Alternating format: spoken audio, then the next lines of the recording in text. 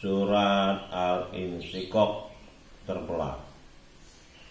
Apabila langit terbelah dan patuh kepada Tuhannya, dan sudah semestinya langit itu patuh.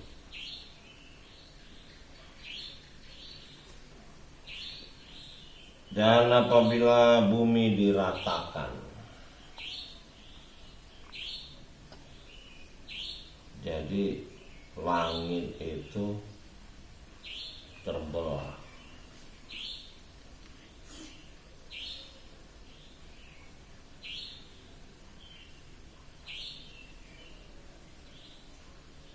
Karena patuh,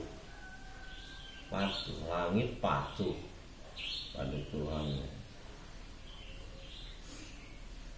Kalau langit, kenapa Allah bilang langit terbelah? Mungkin orang bingung kenapa.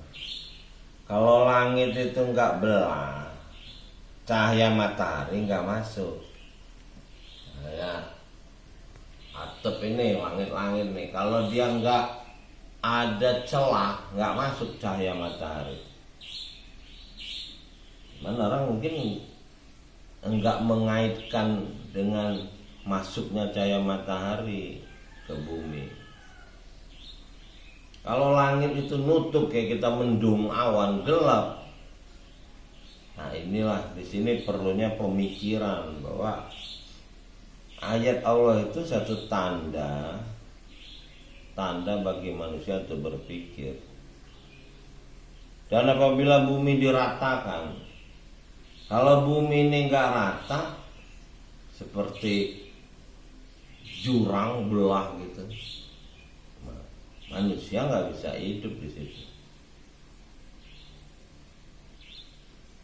Dia nggak bisa berdiri. Jadi manusia ini bisa berdiri setelah bumi ini diratakan, rata oleh Allah. Inilah kaitannya manusia diciptakan dari tanah itu. Jadi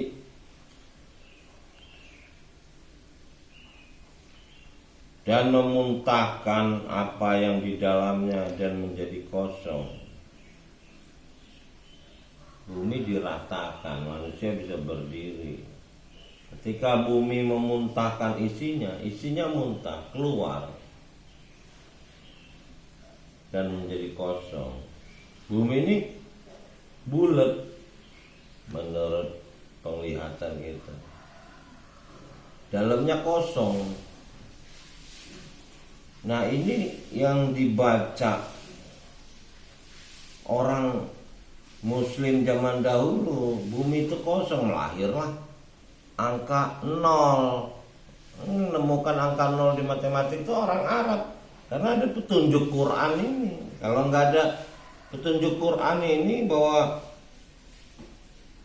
bumi itu kosong dan manusia ini juga sama, di dalamnya ada rongga.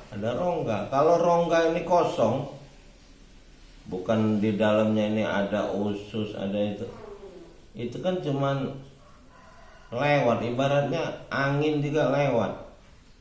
Di dalam kita ini kan lewat, masuk makanan lewat keluar, masuk angin lewat keluar, ada kentut, ada kencing lewat. Jadi kosong, di dalam ini sebetulnya kosong. Nah, harusnya artinya kosong itu di situ ada kekuasaan Allah. Ada kekuasaan Allah. Kalau terjadi sesuatu, Allah hentikan gerakan semua yang terjadi di dalam badan manusia, baik jantung, baik paru-paru, baik usus, lever, ginjal, empedu.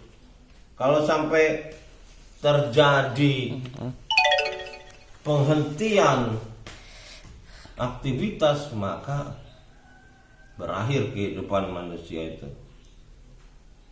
Disitulah bahwa di dalam diri manusia itu ada kekuasaan yang bekerja. Itulah kekuasaan Allah, termasuk terbelahnya langit, segala itu ada perintah.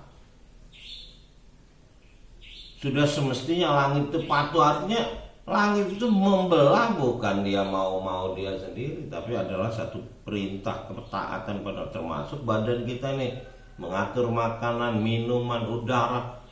Itu sudah ada yang merintah, udah ada yang ngatur. Allah atur, Allah setting semuanya.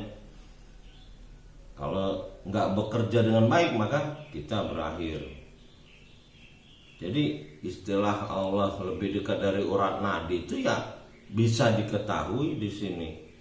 Tanpa kehadiran kepatuhan organ dalam tubuh kita, tidak ada kita ini. Dan patuh kepada Tuhannya. Jadi kepatuhan kepada Tuhan ini terjadi tanpa si manusia itu sadari bahwa badannya mematuhi suatu perintah. Dan sudah semestinya bumi itu patuh. Bumi ini ya termasuk segala isinya patuh. Dan itu suatu kewajiban, suatu keharusan. Pada waktu itu manusia akan mengetahui akibat perbuatannya. Dan ketika bumi yang nyata ini terjadi perubahan, yaitu gempa, gunung api, banjir, segala macam, sebetulnya manusia sadar akan kelemahannya. Ya, seperti musibah yang terjadi, ada anak Ridwan Kamil kanyut di bawah sungai. Ya, kita tahu betapa hebatnya seorang Ridwan Kamil. Jadi arsitek terkenal, wali kota, gubernur. Tapi dengan kekuasaan Allah ya dia harus patuh. Terjadi sesuatu itu cuma sebab, tapi bahwa apa yang terjadi dengan yang dialami Iwan Fals yang begitu hebat pun, ketika anaknya dipanggil Allah ya dia pun alhamdulillah melihat tanda kekuasaan Allah yang sebenarnya, sehingga dia dapat mengambil hikmah. Jadi manusia ini nggak ada apa-apa. Manusia-manusia yang kita bilang hebat itu ternyata di hadapan Allah tidak punya apa-apa.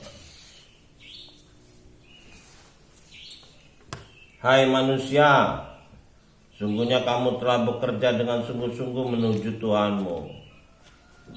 Maka pasti kamu akan menemuinya. Kita pasti ketemu sama Allah. Anak kita bukan milik kita, istri kita bukan milik kita, semua milik Allah. Makanya di ujung Al-Quran ini,